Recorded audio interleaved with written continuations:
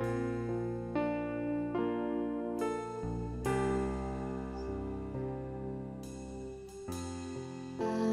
call you faithful, for the promises you've kept and every need you met.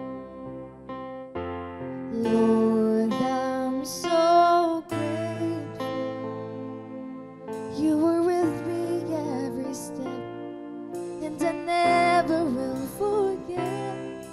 'Cause when I think of how you bless me, how your hand has never let me go, never let me go. You have been so good to me. God, I can't believe how you love me. What a friend you have been. So good to me. God, I can't believe how you love me. What a friend you have been.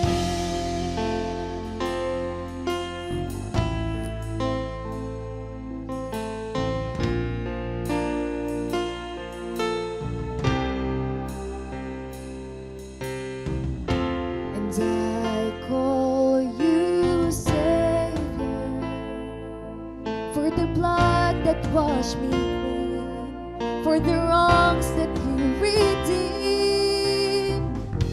And I know you're able, and my eyes don't have to see one more reason to believe. 'Cause when I think of how you bless me, how your hand has never let me go, never let me go. Come on, church, let's sing. You have been so good to me.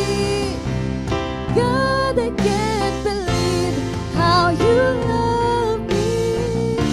What a friend you have been. So good to me.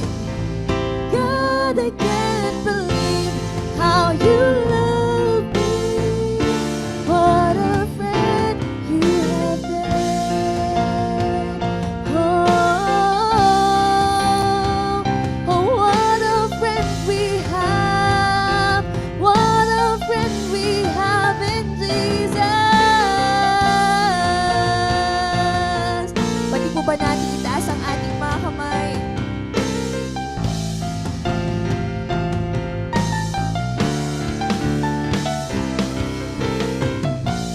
For every morning, for every open door, I call you faithful, and I just wanna thank you, Lord. For every mountain,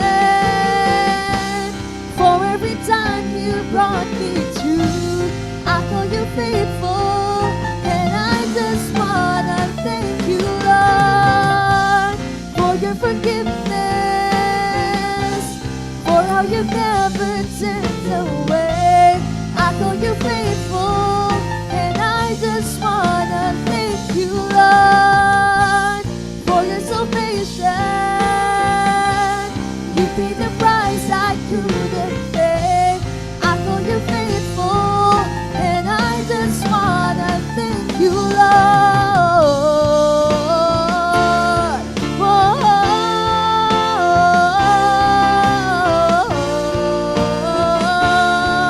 And I just want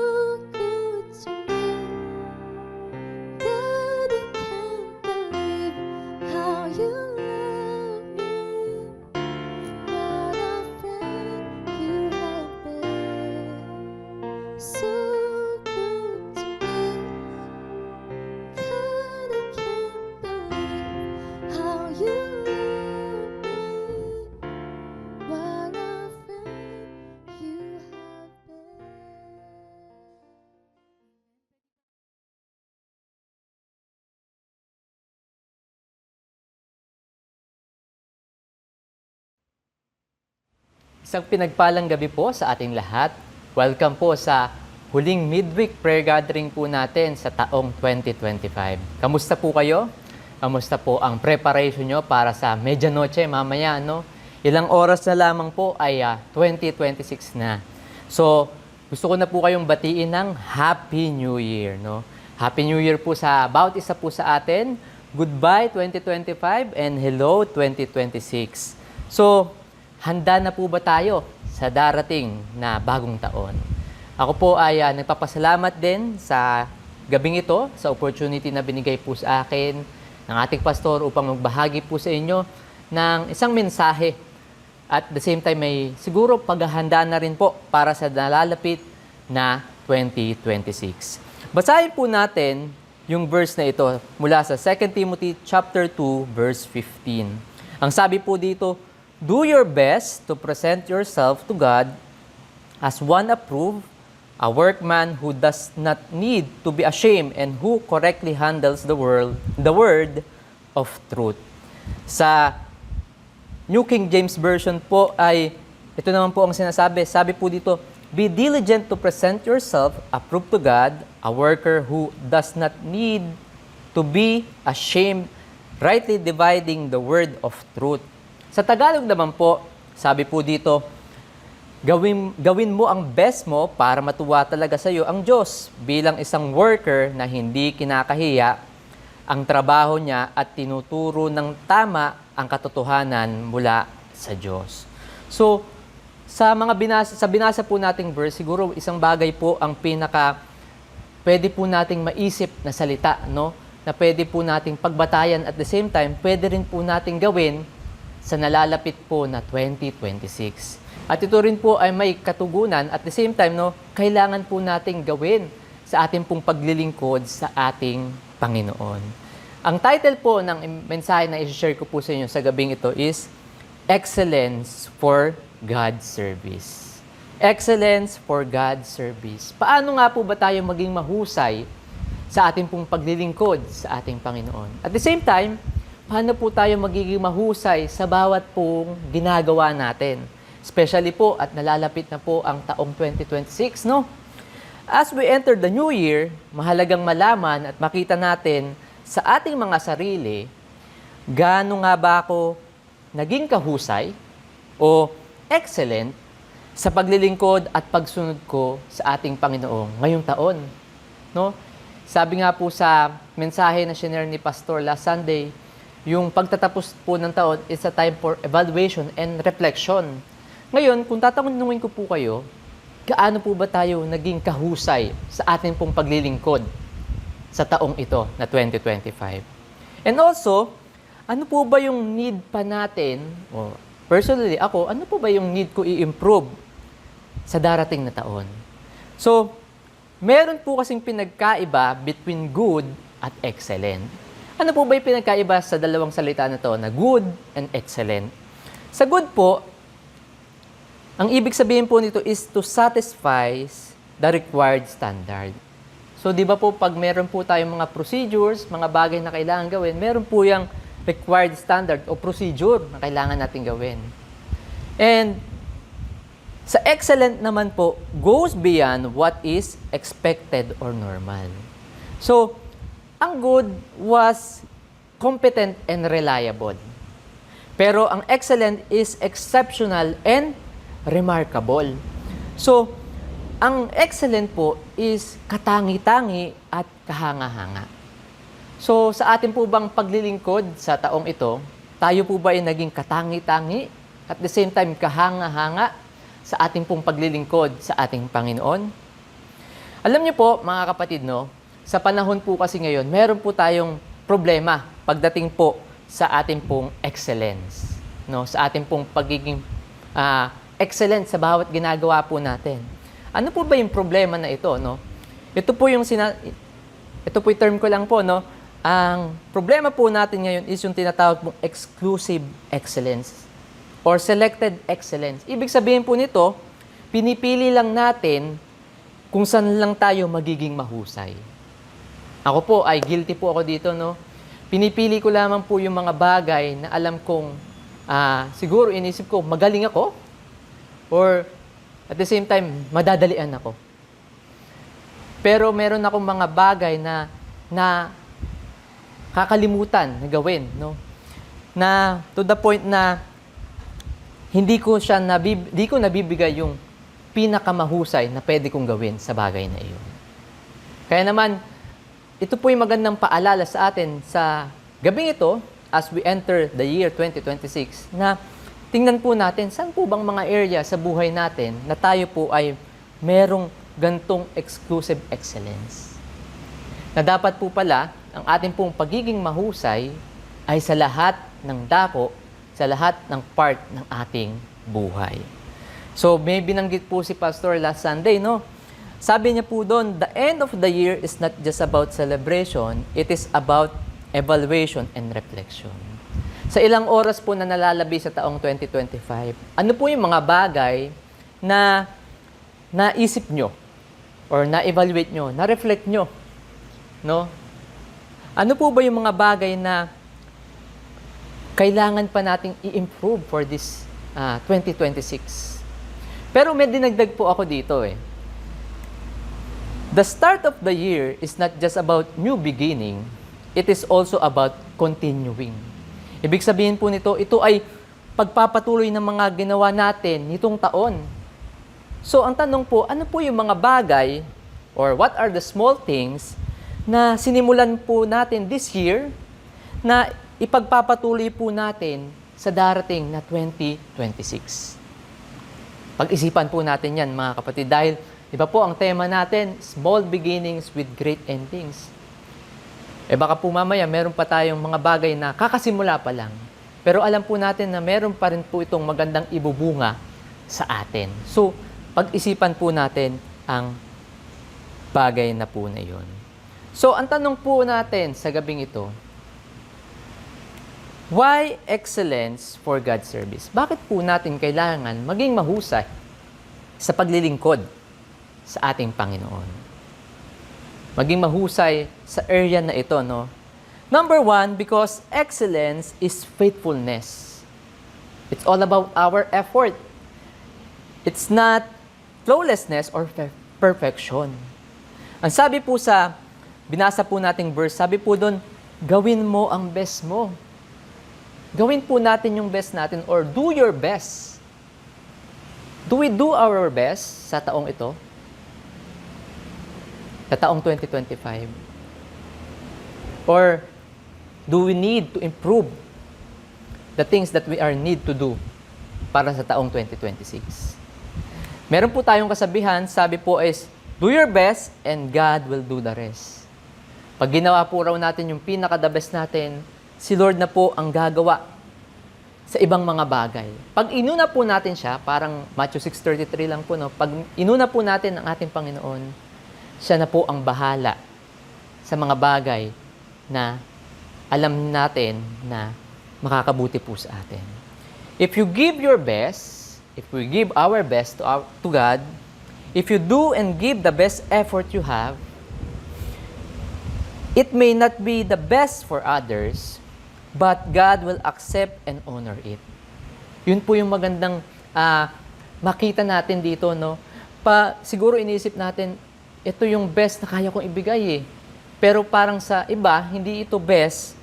Pero pag alam natin para ito sa ating Panginoon, is yung mga bagay na ginagawa natin, yung mga best or excellent things na ginagawa po natin, yun po ay tatanggapin at i-honor po ng ating Panginoon. So, being excellent does not mean being perfect. Hindi po tayo, we are not aim for perfection, no?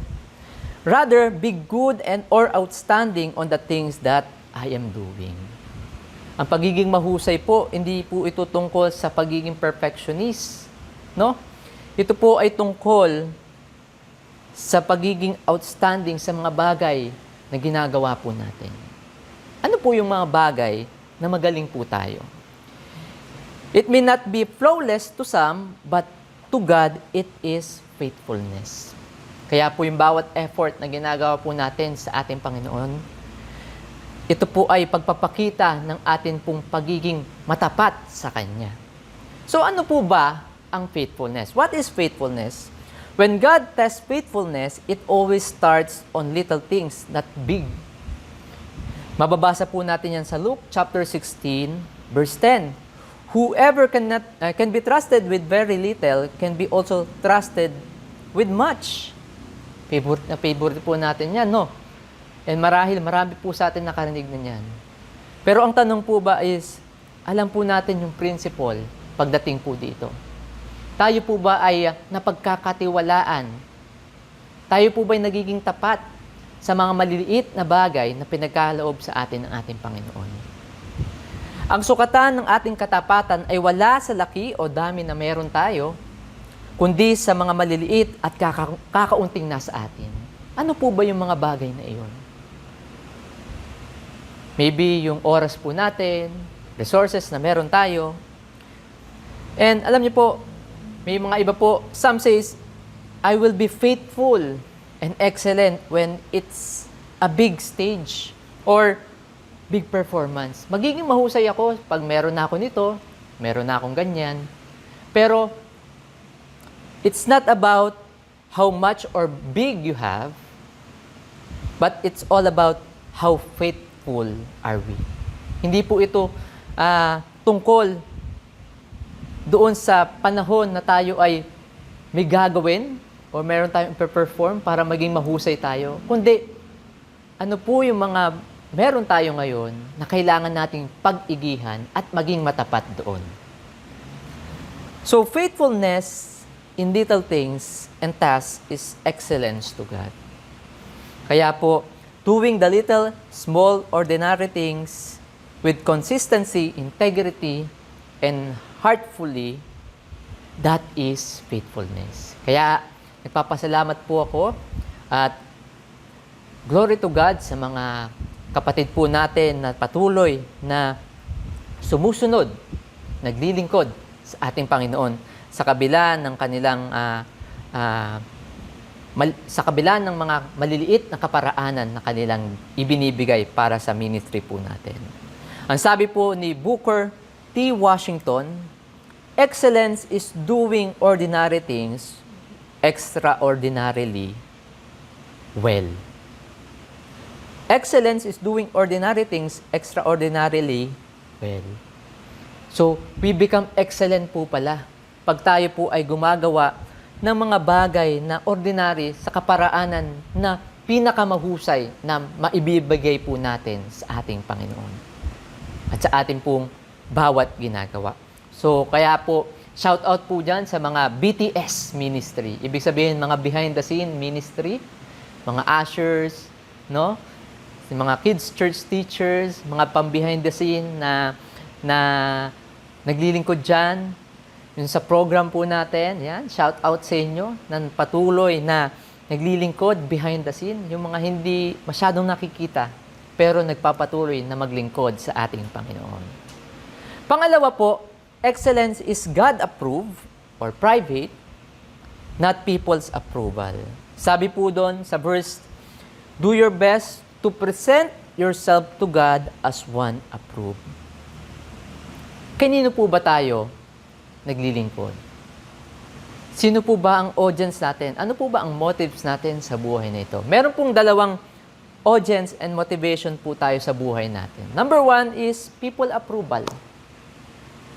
Gusto po natin minsan, no, nakakarinig ng mga palakpak, papuri sa ibang tao. Ako po, gusto ko yun. And parang natutuwa po yung puso ko pag meron po ako naririnig ng, ang pogi mo naman, joke lang.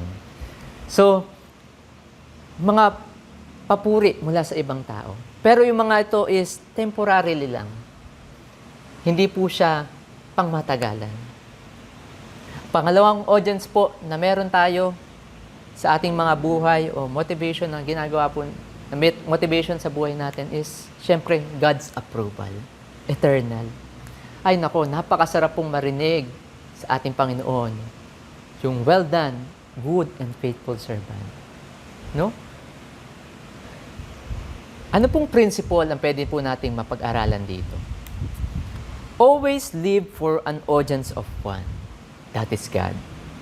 Seek the applause of heaven, not the approval of men. Wag po nating hangarin, wag po nating hayaan, gustuhin yung mga bagay na, or yung applause, approval ng ibang tao. Kasi alam po natin na hindi sa lahat ng pagkakataon, approve sila sa atin. Amen. Kaya nga po ang sabi at paalala po sa Galatians chapter 1 verse 10, am I now trying to win the approval of human beings or of God? Ito po yung tanong sa atin. No? Sa ating pong paglilingkod sa ating Panginoon. Kanong approval po ba ang hinihingi natin? Approval ng tao o approval po ng ating Panginoon? Sabi pa po sa Colossians chapter 3 verse 23, whatever you do, work at it with all your heart as working for the Lord, not for men. Gawin po natin yung mga bagay na ito para sa ating Panginoon, hindi po para sa ibang tao. If you live for people's applause, you will die by their criticism. Sa panahon po ngayon, napakarami na pong kritisismo ang pwede nating marinig. Online, sa paligid po natin, no? Marami po tayong, kung gusto po natin ng maraming criticism or bashing, nako, magbasa lang po tayo, tumingin lang po tayo sa social media, ay, mapupuno po tayo ng mga, at makakabasa po tayo ng mga kritisismo. Meron pong isang kwento, no? At marahil po siguro sa inyo is na nakita na po yung comic na ito sa social media. The Man, the Wife, the Donkey, and the Critics. So, nung una, yung mag-asawa na ito, naglalakad sila, hindi sila nakasakay sa donkey. Sabi ng iba, clueless couple. They don't even know how to ride a donkey. Pinagtatawanan sila. Nung sumakay silang dalawa sa donkey, habang naglalakad sila, meron na naman silang critics na narinig. Sabi naman, what a wicked couple. They have no mercy to the animal. Kasi dalawa silang sumakay sa donkey. So, ang ginawa naman ng lalaki, bumaba siya, asawa naman niya yung sumakay. So, ang sabi naman ng iba, stupid man. He should ride because he is the boss of the woman. So, ang ginawa naman ngayon is yung lalaki ang sumakay, babae yung bumaba. Sabi naman ng iba, what a selfish man. He should be kind to his wife. So, anong ginawa nila? Binuhat na lang nila yung donkey. So, anong sabi ng iba? What a stupid-looking couple carrying a donkey. So, ano pong lesson? Ano pong moral of the story? You cannot please everybody. Whatever you do, there will be people who will criticize you. And so just do what you believe is right and don't be distracted by criticism. Huwag po tayong magpadala sa kritisismo na maririnig po natin sa ibang mga tao. Sa mga bashing na yan, no? Huwag po tayong magpadala doon. Kung alam po nating tama yung ginagawa po natin, patuloy lamang po natin iyong gawin with excellence, no? Sino po bang magandang example nito sa Biblia? Siyempre po, makikita po natin ito sa buhay nila Daniel at ng kanyang mga kaibigan. Daniel worked hard and showed excellence despite working in a toxic and hostile workplace in the Babylon. And his friends exhibit a different spirit, a 10 times better than any other employees. So they did their best privately even without people looking after them. And they were noticed and excelled, recognized publicly. So bakit? Bakit sila na-recognize sa gantong paraan, no? Because excellence is not about being seen or under supervision, but about character. Being true, honest, and honorable before God. So, kailangan po natin talagang maging excellent even in private. Hindi lamang po sa panahon na may nakakakita sa atin. So, the question is, mga kapatid, how are you when nobody is watching or supervising? Kamusta po tayo kapag walang nakatingin at nagbabantay sa atin? Are we do our best? Or are we excellent in doing the things that honorable para sa ating Panginoon? Tandaan po natin, reputation is what other think about you. Character is who you really are. It's all about character. Sabi po ni O.S. Guinness, I live before the audience of one, before others I have nothing to gain, nothing to lose, nothing to prove. So pag tayo po ay nakatutok lamang sa nag-iisang audience sa buhay po natin, ang ating Panginoon, wala po tayong kailangang patunayan at wala pong mawawala sa atin. Wala po tayong kailangang patunayan sa buhay na ito kung susundin po natin kalooban ng ating Panginoon. Pangatlo po, excellence is a product of preparation, not just prayer. Ano pong sabi doon sa verse? Bilang isang worker na hindi kinakahiya ang trabaho niya. Oh. Tayo po pala ay tinatawag na God's worker. Not just His son and daughters. So, we are not slaves. Hindi po tayo slaves. We are His workers. Tayo po ay servant ng ating Panginoon.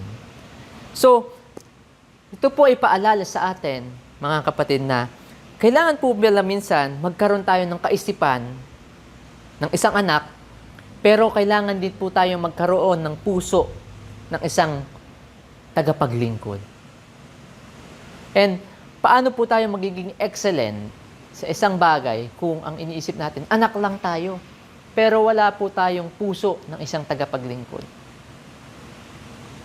Worker prepares, slave shows excuses and laziness. Bilang tagapaglingkod or servant ng ating Panginoon, kailangan po handa tayo. Skills are product of countless preparation and discipline. This position should make us proud God's worker. Tayo po ba proud God's worker? Tayo po ba proud sa estado po natin? Hindi lang bilang anak, kundi po bilang tagapaglingkod ng ating Panginoon. We were chosen. It's an honor and great privilege. Tayo po ay pinili. And ito po ay magandang pribilehiyo sa atin.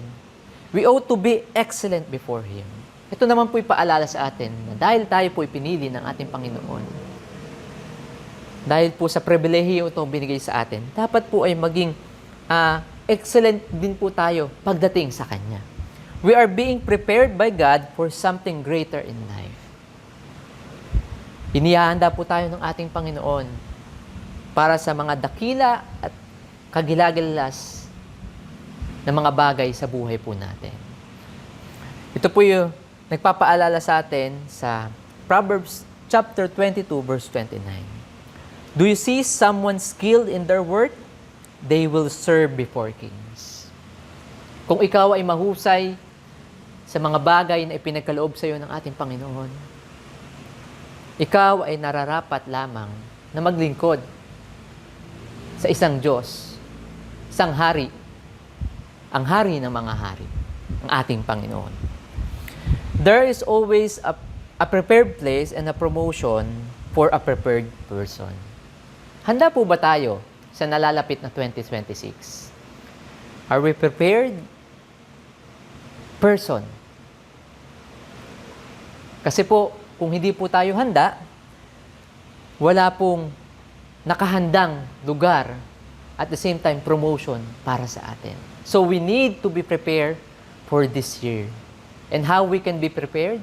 To become excellent sa bawat ginagawa po natin. Ito po ay nagpapakita, nagpapaalala rin po sa atin sa buhay po ni King Saul. No? King Saul was anointed in a palace and made him lazy and disobedient. But David was anointed in a sheep pen while being faithful and disciplined. What a big difference, no po? So, you may be anointed But are you prepared and disciplined? Pwedeng tayo ay anointed, pero ang tanong po ba ay handa po tayo? Sumusunod po ba tayo? We are disciplined enough? Or are we excellent in everything that we do? Sa buhay po na ito, merong King Sauls at Davids. The King Sauls can conquer their own giants. Yung mga disobedience and yung depression. While the little Davids slay and kills their own giants, Goliath. Because of discipline and preparation. So if we want to conquer things this 2026, magkaroon po tayo ng preparation, paghahanda to conquer. At the same time, magkaroon po tayo ng discipline sa mga buhay po natin. Amen? The anointing makes the difference, but preparation keeps you effective. Iba po talaga pag may anointing sa ating Panginoon. Pero mas kakaiba yung mga taong handa para sa ating Panginoon. Amen? Pang-apat at panghuli po, excellent don't just handle the Word of God, but humbles himself before it. Excellence don't just handle the Word of God, but humbles himself before it. Sabi po dun sa verse, tinuturo ng tama ang katotohanan mula sa Diyos. Are we teaching the Word of God rightfully? Correctly? Because God's Word must be handled correctly, faithfully, and humbly. Excellence should never make us proud but humble all the more before God. Hindi po natin, pag tayo po ay merong excellence, no, sa buhay po natin, hindi po ito pagpapakita na magaling tayo. Kundi ito po'y nagpapakita dapat sa ating mga buhay na dapat meron pa rin po tayong tinatawag na humility.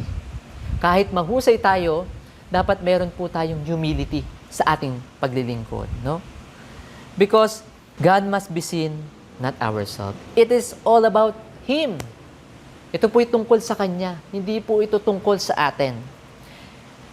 Excellence is not the highest virtue dito, kundi humility. Kung gusto po nating maging mahusay sa mga bagay na ginagawa po natin, maging mahusay po sa paglilingkod sa ating Panginoon. Isang bagay po ang tinuturo sa atin dito sa simbahan, sa ating pong church. We need to have humility. It takes a lot of humility to serve God. Bakit? Kasi pag nakita po natin na kaya na ng iba yan, or meron nang gagawa niyan, hindi na po natin magagawa na maglingkod para sa ating church at para sa ating simbahan at para sa ating Lord. Because kung gusto po natin maging mahusay, kailangan po maging mahusay din muna po tayo sa pagiging mapagkumbaba sa ating mga buhay. Bakit po? Dahil po meron pong paalala dito mula sa James chapter 3 verse 1. Not many of you should become teachers, because you know that we who teach will be judged more strictly. Marami pong nakamasid, nakatingin, nagbabantay. So we need to have a heart of humility na talagang ihanda po natin yung buhay natin, yung puso natin. At the same time, maging humble enough po tayo sa pagsunod sa ating Panginoon sa darating na 2026. So, how do we handle God's Word with excellence and humility? Paano po ba yun? Paano po ba siya gagawin? Number 1, study the Word deeply. Ito po yung tinatawag na logos. Number 2, live what you preach. Ano po ba yung mga bagay na nabasa natin, narinig natin? Isa pamuhay po natin ito. Number 3, teach truth with love and humility. Ito po yung magandang makita po sa atin sa taong ito. That in the world that full of lies, no? Matuto po tayong ituro yung katotohanan na merong pag-ibig, pagmamahal, at the same time, may kababaan ng loob. You see, when believers and leaders live with excellence, God is glorified. The gospel becomes attractive. And the doors are open for testimony of a saved and changed lives. Gusto po ba natin itong makita sa church natin sa taong 2026? Na talagang mag-glorify si Lord sa simbahan natin, sa buhay natin. At marami pong makakilala sa Kanya. Marami pong magbibigay ng testimony ng kabutihan ng Panginoon sa kanilang buhay. Maraming buhay ang magbabago. If we want to see that things sa taong 2026, mga kapatid, ito po'y paalala sa atin na we need to have excellence and humility sa buhay po natin. Tandaan po natin, hindi tayo magiging mahusay sa isang bagay na hindi nating pinag-uusayan. Saan po ba tayo mahusay? Saan po ba tayo magaling? Saan po ba natin ibinibigay yung effort, yung time natin? Gaano po natin ito ipino-focus sa ating Panginoon? Or sa bawat ginagawa po ba natin is ang tutok nito, ang focus nito ay si Lord? O yung mga taong nakapaligid po sa atin? Kaya naman, sa taong ito na 2026, let's make a commitment. No? Let's make a commitment this 2026, this new year. Ito po yung maging commitment natin. And pwede po nating sabihin ito, Lord, I will be excellent and be humble. Be usable and honorable before God. Let this be our commitment for this year 2026, mga kapatid. That meron tayong excellent, at the same time, we are humble enough at makita sa buhay po natin ang ating Panginoon. Let us pray.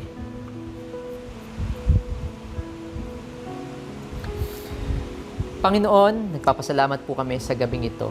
We thank you, Lord God, sa buong taon na pagsama niyo po sa amin. Truly, Lord God, you are faithful. You are good, Panginoon, Lord God. Exceptional, Lord God. Thank you po sa iyong love and compassion all throughout this year 2025. And we are thankful, Lord God, dahil haharap na naman po kami sa panibagong taon, Lord God.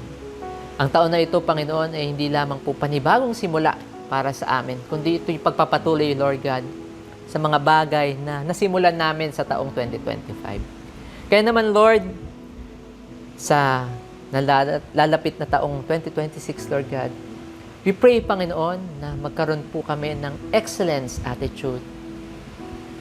At the same time, humble heart, Lord God, servant heart, Lord God, sa aming pong paglilingkod, Panginoon, sa iyo. We pray and we acknowledge, Lord God, na sa aming pong paglilingkod sa iyo, Lord, ay talagang kailangan makita sa buhay po namin kung sino po ba yung na-honor sa amin, kung sino po ba yung audience namin, and that it's you, Lord God. Kaya naman, Lord, sa nalalapit na 2026, may you continue to guide us, protect us. At the same time, Lord God, give us the heart to do our best, Panginoon, para sa iyo at para sa iyong simbahan. Let this be our commitment, Panginoon, this year 2026. Maraming salamat po, Panginoon. Ito po ang aming dalangin. In Jesus' name, Amen at Amen.